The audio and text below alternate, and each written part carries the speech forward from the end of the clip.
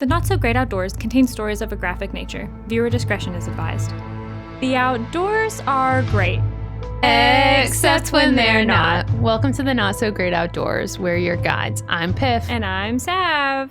Hi. Hi. I never have a good transitional phrase, so I just I always dive just in. introduce the episode. I'm like, and this week we're talking about Yeah, thing. I have that kind of built in, so I haven't. Yeah. I didn't know how to transition from the intro to this, though. But anyway, here we are. We're here. So you know how I've been saying I want to go to New Orleans? Yes. We're not in New Orleans. Okay, I was like, for the last several years, we've been saying we should go to New Orleans. And then in recent weeks, I've been like, we should go to New Orleans. And like, I wanted my husband and I to go for our anniversary. That's not going to happen.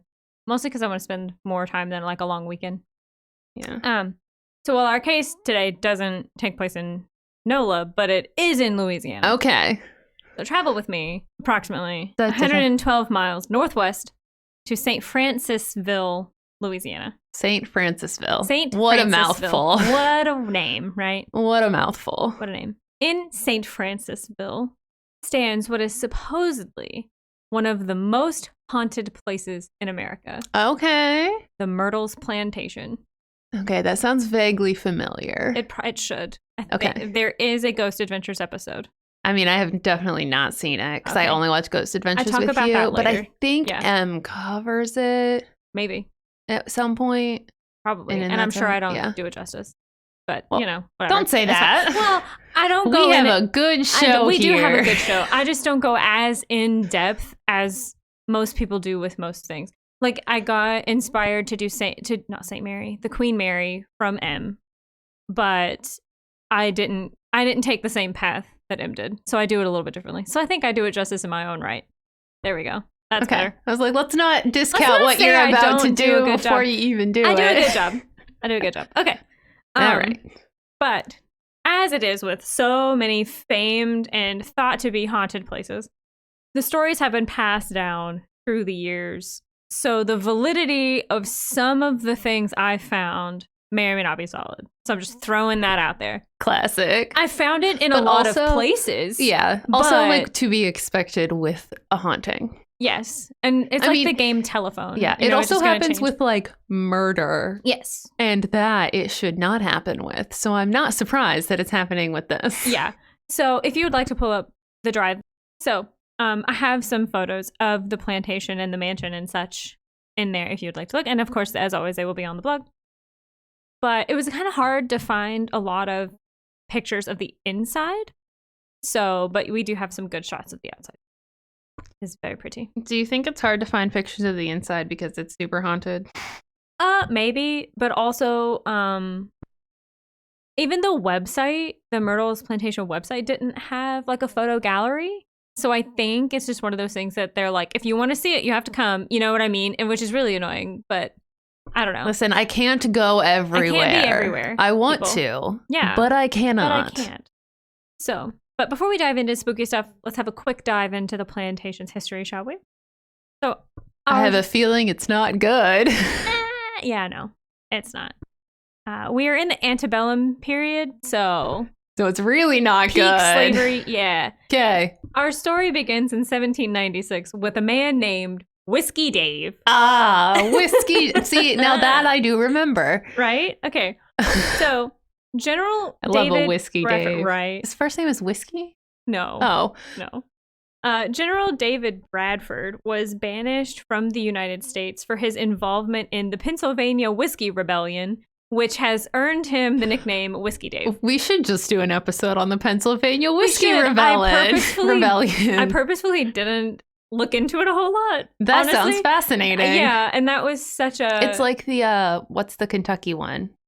The Kentucky Cave Wars. Yeah. So that earned him the name Whiskey Dave. I purposely didn't look into it because I was afraid that might turn into more of a true crime thing rather than... I figured it wasn't paranormal, right? So I was like, all right, I'm not going to look into that just in case Piff gets inspired and wants to do it. Or look into it. So there's that. But yeah, the Pennsylvania Whiskey. He fled to Bayou Sara, which at the time was a Spanish colony.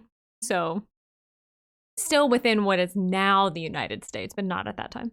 And he built the plantation, which was originally named Laurel Grove. So if you look into it and you see 2 different names, that's why.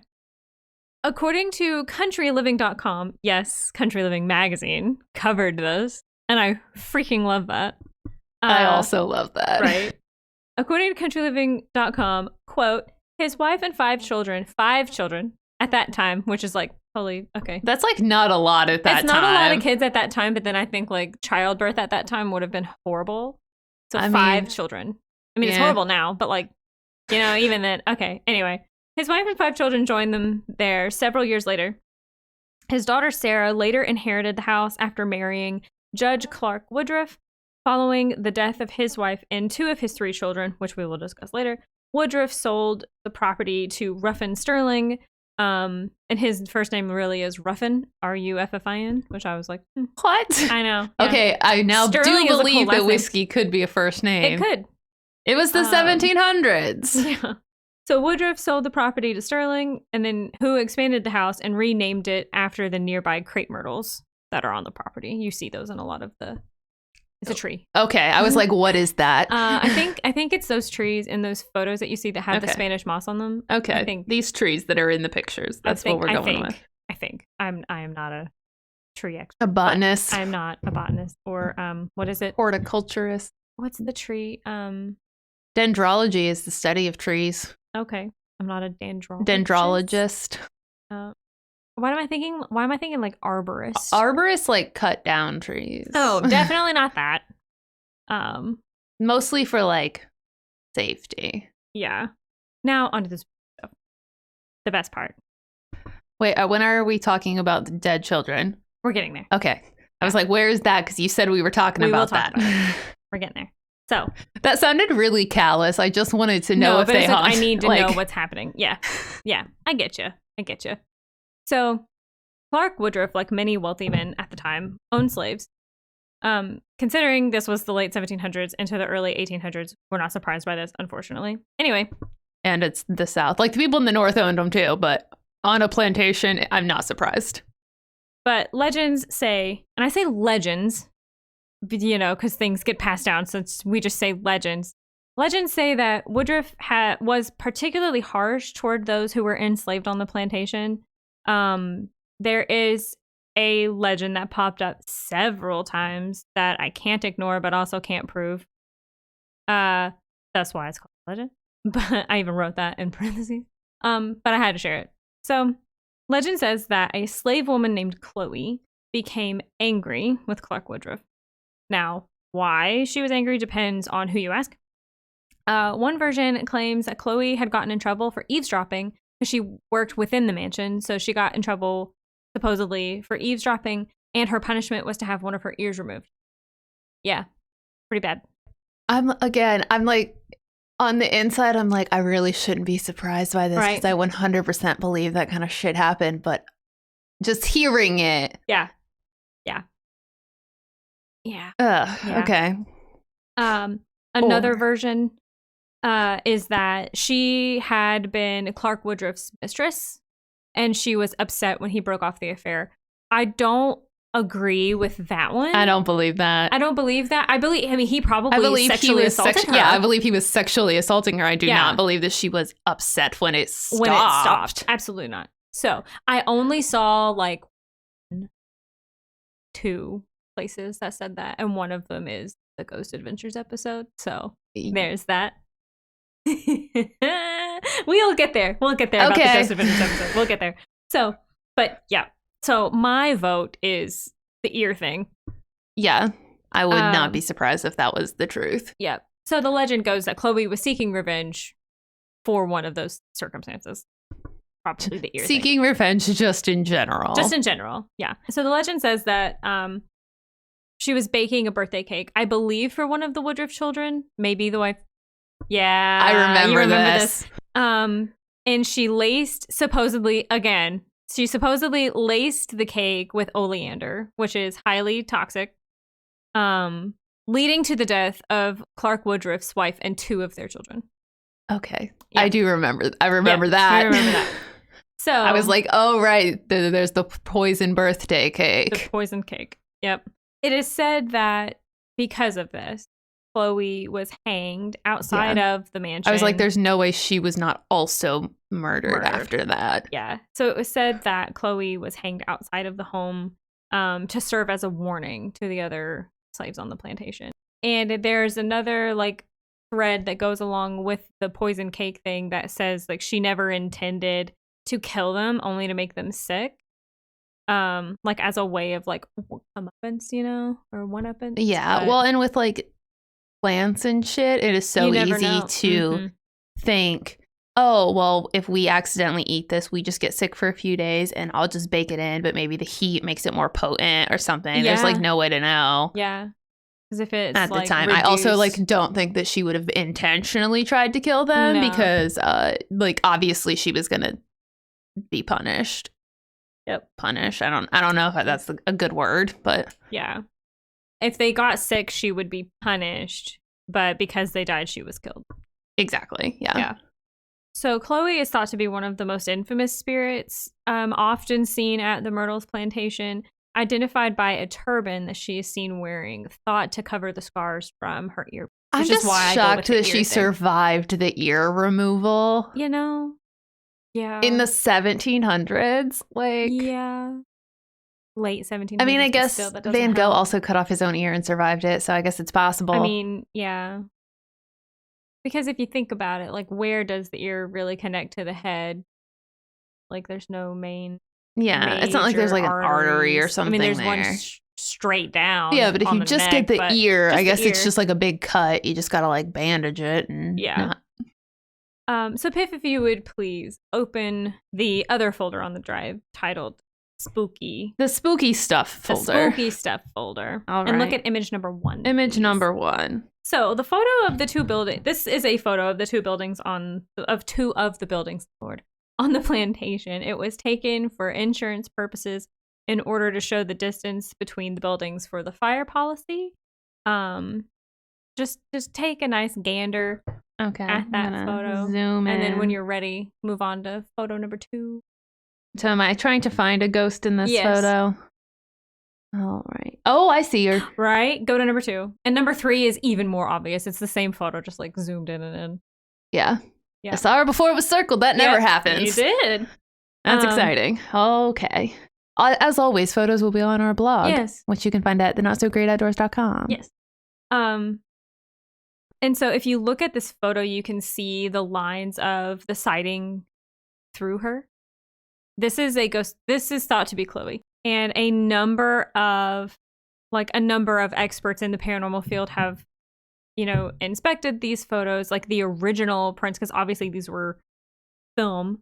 It's a lot harder to manipulate film. So these were old. I'm not going to say they were like tin tapes because they're not, but like, I don't think these are old film photos. So like in digital age, you can put stuff in where it wasn't before and stuff like that. But these would be a lot harder to manipulate. And I couldn't find a copy of it. I'm pretty sure on the episode of Ghost Adventures, they show a really high res like copy of this, and you can almost see her face, and like you can see the folds of the fabric that she's wearing on her head, and like, but you can see the lines of the sighting through her body. So I think that's pretty cool. Yeah, it's weird how you can very clearly, even in just like my cell phone zooming, you can very clearly see like this is a person, but also the wall behind her. Yeah, and you can kind of see, I feel like the way she's holding her arms and the way she's kind of like leaning, it shows that she doesn't necessarily want to be seen or like noticed outright, but she's curious about what's going on, which I think is kind of cool. There are several other stories surrounding sightings of Chloe. I do have one a little bit later on. But yeah, pretty cool. So according to countryliving.com, quote, quote, over the course of its 221 year at the time of that article, which was like 2015, over the course of its history, Myrtles has witnessed numerous deaths, some natural, others the result of violent confrontations. William Winter, a lawyer who lived there from 1865 to 1871, was shot on the porch They also call it the veranda, the porch. The veranda. The veranda. Can we go for a stroll on the veranda? And it's huge. It is massive. Of course. It's probably one of those like big wraparounds. Yeah. Well, it's just really wide too. Like it's just you big. could go for a stroll on it. You could. Rumors allege that he staggered into the house, started going up the stairs looking for his wife, and died on the 17th step. Modern day employees and guests have claimed to have heard his dying steps, quote, on the stairwell, end quote. Chloe and William are just 2 of the 9 ghosts thought to inhabit the plantation. 9 ghosts. 9. I don't have names and stories for all of them, but I do have a little bit more. So yeah, 2 of the 9 thought to inhabit the plantation. Guests who visit the plantation often report several strange and spooky things. One of the most common is noticing that the photos that they've taken have unexpected apparitions, orbs of light, and things like that. There is a supposed haunted mirror, but the mirror is really old. It has been resilvered, so the frame is original, but the silver backing is not. It has been redone.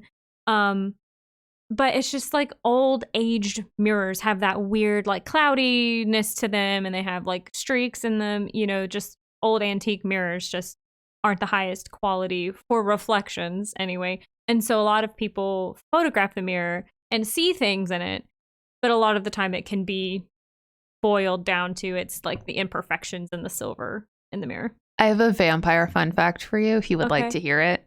Yeah. So the reason vampires historically could not see their reflections is because of the silver back in mirrors, but mirrors are not made that way anymore. Yeah, so nowadays, a mirror is not a good detection tool for vampires. Yep. So garlic. Just so we all know.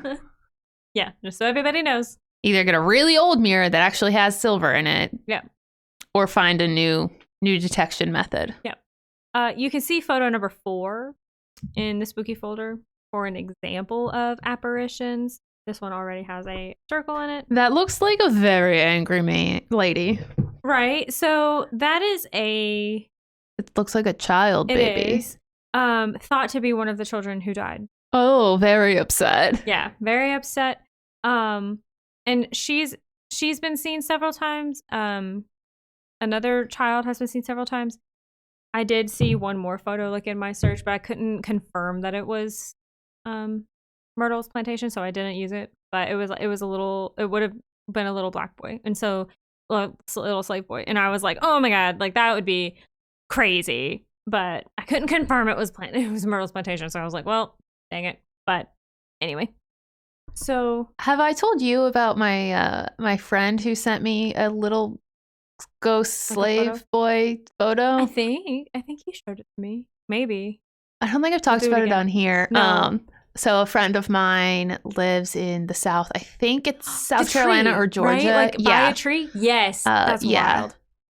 And she used to drive by this old plantation every day, probably still does, and kept seeing this like little boy there in like period clothing, little black boy sitting at the base of this tree.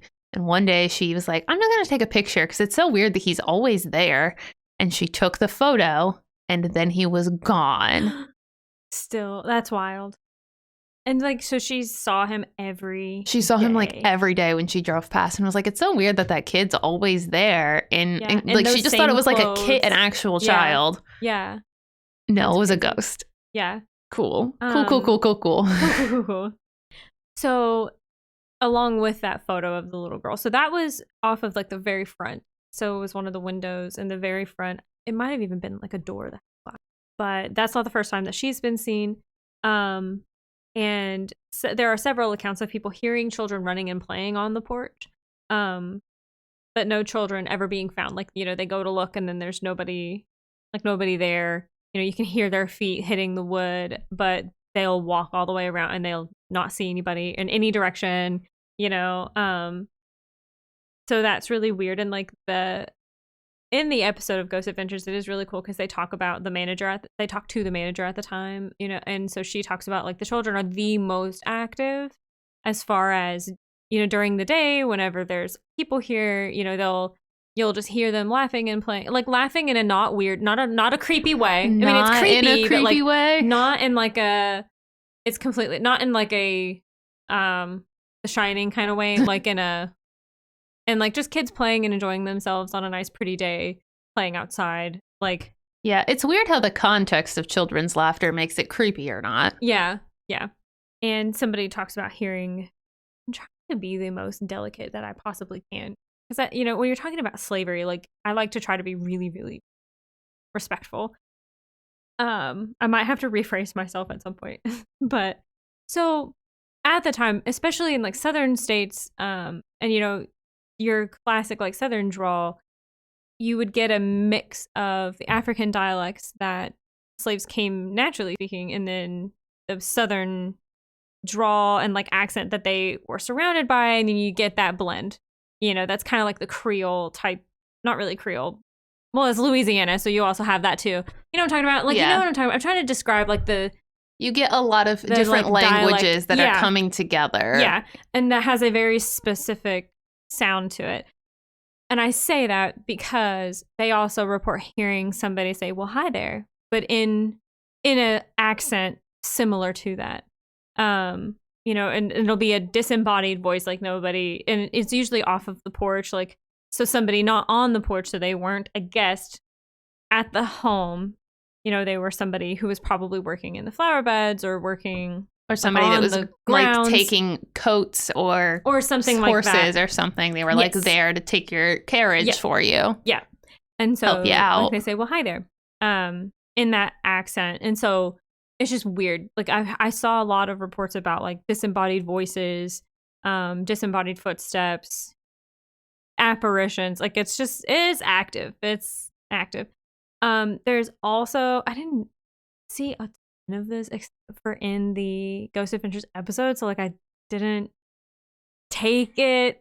I took it with a grain of salt, okay? But they talk about, because it's also a bed and breakfast, so you can stay there. Stay there. You can. No, Tiffany.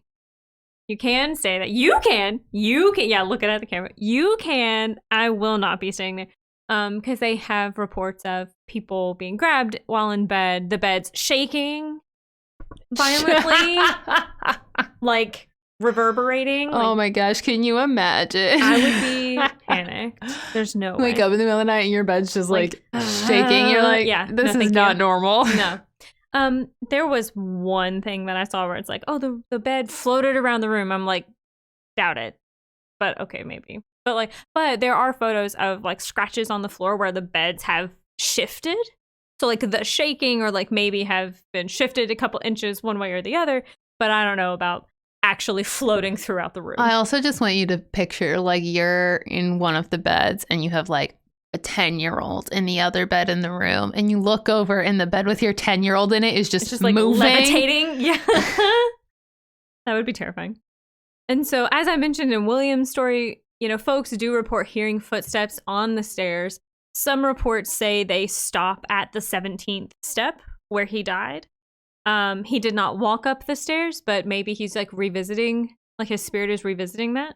Some reports, there are some reports of hearing moaning coming from that step as he died. And of course, with the haunt as infamous, it is expected that our favorite paranormal investigator, Zach Baggins, whatever, they're gonna pay a visit. Oh, they did. Now, was this early in Zach's career? No, actually. At least that hopefully means he was more respectful. He was. Good. Yes. I mean, I didn't rewatch. I watched this episode a long time ago. Probably even before we started the podcast, which is why I haven't done it before now. But I don't remember. I mean, there's always things that I think he could do more tactfully, more tactfully. That wasn't an audio thing. That was just my voice completely failed right there. There are things I think he could do more tactfully always. But at least he wasn't blatantly disrespecting the spirits egging on and egging the ghosts. Yeah. I don't want to go too much further into the episode than I already have, because as always, I feel like it was extremely overhyped. I do believe this is haunted. I do believe that things happen, but I feel like they really made it theatrical. I feel like they do that a lot. And they even went down this voodoo rabbit hole that I'm not sure I buy into. I think their shtick was maybe Chloe was involved in voodoo and like other slaves on the property were involved in voodoo. And like maybe that brought on some bad. I do feel like the bed moving and being grabbed, that's very poltergeisty rather than like a spirit. So maybe, but I'm not willing to like dive down that too deep. So it's like I'm not gonna say voodoo, like whatever. I'm not writing it off completely. I'm just not. Yeah, but it also kind of seems like they were just trying to like, oh, what if it was voodoo? They even brought somebody who supposedly like was a descendant of one of the slaves on the property, and like they did do voodoo. And I'm like, okay, like you might. I don't know. I just had a really hard time. I don't want to say it's completely wrong, but I don't want to say, oh yeah, like this happened because I couldn't find it anywhere else.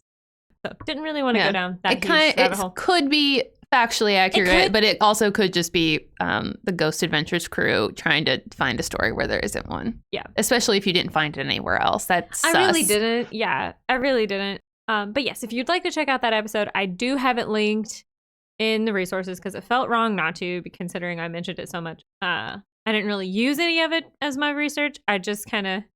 We yelled about it a little. Yeah. And like I started to rewatch it and then they started on the voodoo thing and I was like, no. And I just turned it off because I was like, Because nowhere else in my research did I find evidence of voodoo. Nowhere else. Which makes it seems like they added that for drama for a because TV it's show. Louisiana. But like just because it's Louisiana doesn't mean it doesn't all mean things have a voodoo element. Yeah. Yeah. Some of them do. A lot of those them, are I'm very sure, cool. do. However, that does not mean that just because you want it to, that's the truth. That's the thing you do. Yeah. Anyway, so we're nearing the end, but I had to. I just had to talk about this. So I think one of my favorite things that I found in my research for this was in the Country Living article. They actually interviewed one of the previous owners of the plantation, and her name is Frances Kermene, Kerme. In that article, they say, quote, Frances and her former husband, James, bought the plantation because again, it has since been turned into a bed and breakfast and such. They visited in 1980. So they purchased it after they visited on vacation.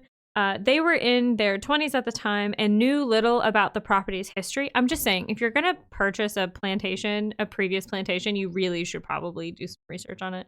Because a lot of bad stuff happened on a lot of those plantations. Well, that's like people who get married on those plantations and they end up like getting married where like under the hanging tree. And I'm like, did you not even Google this? Look at that? I also saw a lot of things about like reimagining and like rethinking plantation tourism.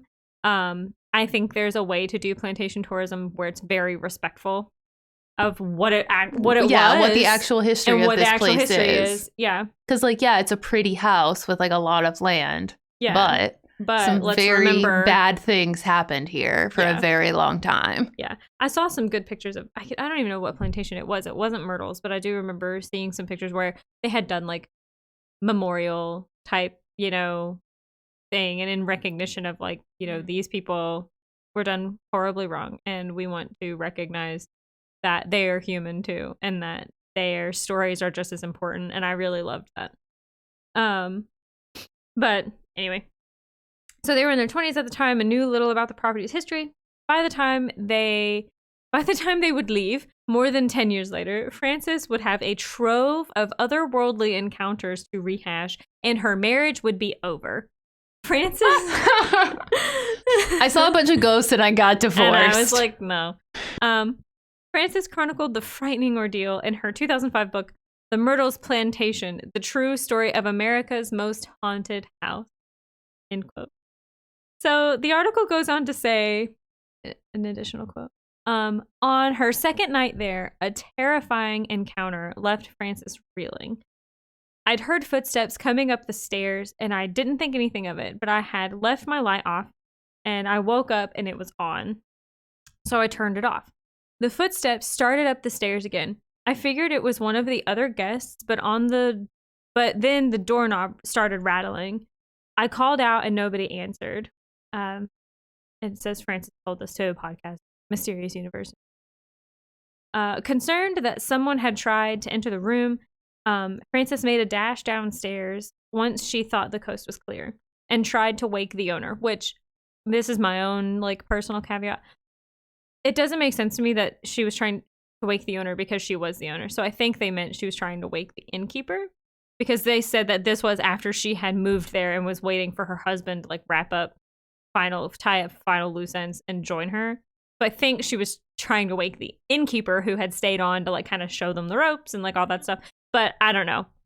And maybe this is like going back to her stay. I don't know, but they made it seem a lot like it was after she was there to move in. Yeah, it also could have been the previous owner that just hadn't left yet and was like, stay, you know. Maybe. But anyway, when he didn't respond, she sought liquid courage from a few nips of cherry brandy and eventually fell asleep on a sofa. She awoke to the feeling of someone watching her. I looked up, and standing over me was a black lady. Her head was wrapped in a green turban. End quote. I always feel like somebody's watching me. Yep. And it's Chloe. Yeah. Hanging out. Specifically, it's Chloe. But it makes a lot of sense that we would see Chloe in the house and in between the buildings. And like, you know, because she did work within the house. That's the Myrtles Plantation. Well, that was very spooky. It was very spooky. Very spooky. Very spooky. Very spooky. Lots Love of ghosts. We've got children ghosts, which are the freakiest ghosts in the world. Yes. They seem to be rather chill, though. Like, almost, and I don't know, this is me speculating, but I feel like sometimes the spirits of children almost get stuck on a loop. You know, so like they do the same thing, like you and like at the Stanley, because they're like more residual than like intelligent, so they're just doing the same thing. Yeah, and like the little boy at the tree, like caught in this loop, like this time loop. But yeah, I think it's weird. I don't know what to make of like the beds moving and things. I couldn't find a whole lot of that. Might just be bagel bite strikes again. I don't know. Or it's just like residual bad energy because bad things happen. In that house. Yeah. And like, I mean, could happen in the rooms where if Woodruff was sexually assaulting any of the slaves on the property, you know, could be bad juju from that. Most of them did. Especially the like quote unquote bad ones. Yeah. They were all bad. But the worst ones were definitely doing that. Yeah. Who knows? But that's what I got. Well, thank you for that. Yeah. Very spooky. I very much enjoyed it. Very spooky. Very excited. Heading down to Louisiana. I don't think we've done an episode in Louisiana before. We've talked about it, but Yeah. Very exciting. Get to cross another state off the episode list. Yep. Well, thank you guys for listening. If you guys have any stories of your own, you know, maybe you have visited a haunted location and had a weird thing happen. Maybe you've taken a photo and something weird shows up in it. Anything. Or you know of a ridiculous rescue, or you have some kind of connection but no involvement in true crime, then send that our way. We would love to do a listener story here really soon. So please, we need your help. Just get with people. Kim, if you're listening, I still need Ben's stories. So if you're listening, I need those. Thank you. Also, again, for being our number one listener. We love you very much. Okay, bye.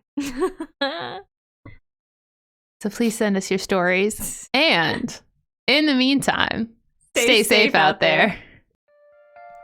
Thanks for watching. Music by Purple Planet. Art by Ruby Congrove. Logo by Catherine Dodds. For more information and our sources, head over to notsogreatoutdoors.com. For updates and announcements, make sure you follow us on Instagram and Twitter at NSGOPod. Don't forget to subscribe on all of your favorite podcasting platforms.